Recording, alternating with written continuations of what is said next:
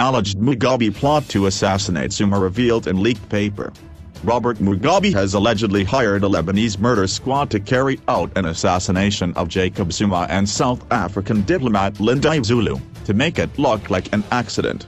Zimbabwe's President Robert Mugabe has reportedly planned to have his South African counterpart Jacob Zuma killed by a Lebanese murder squad, along with top diplomat Lindiwe Zulu, according to a document seen by The Guardian. The newspaper said, however, that it was not able to verify the report as genuine, and it could also be a hoax.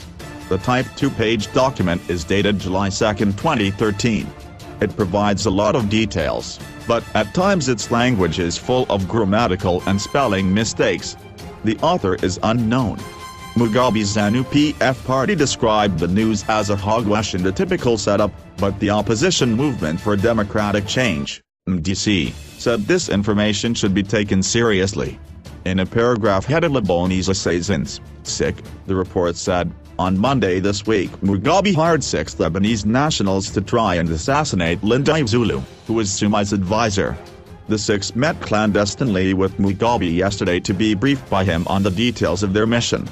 The 6 were told they must not concentrate on Zulu only, but should also pay attention to Zuma himself, and if they get a chance to do so they must assassinate him as well, but everything must appear as an accident.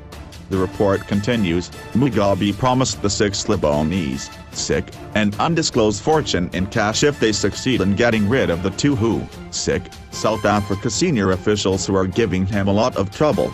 Names of the 6 could not be established, but they entered into the country via Zambia in the last few days, where they had previously held a close meeting with President Michael Sata before traveling into Zimbabwe.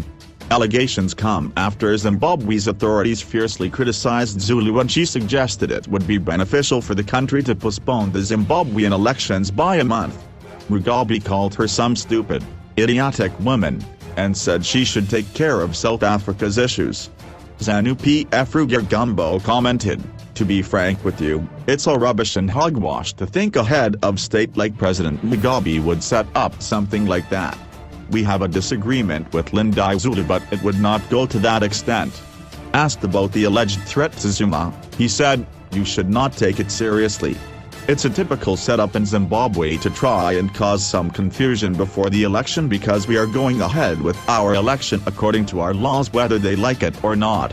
Douglas Mzara, the MDC spokesperson, said that the international community must take these assassination allegations seriously, but admitted that his party could not confirm the authenticity of the report. Roy Bennett, the exiled MDC Treasurer General, was convinced the document was credible.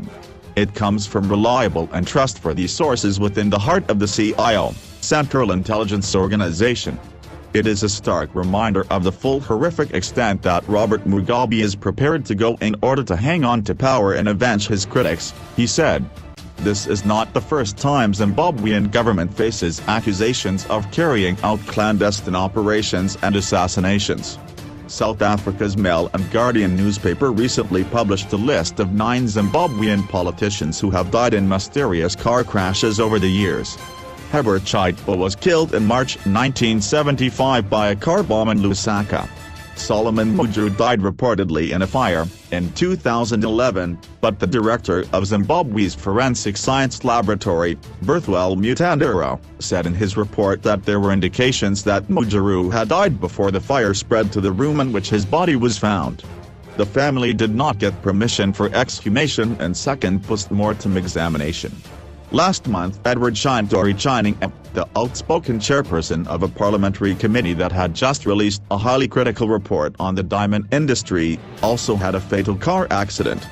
Baba Jakwa, an anonymous insider, regularly posts on her Facebook page information about plots planned by the Zimbabwean government.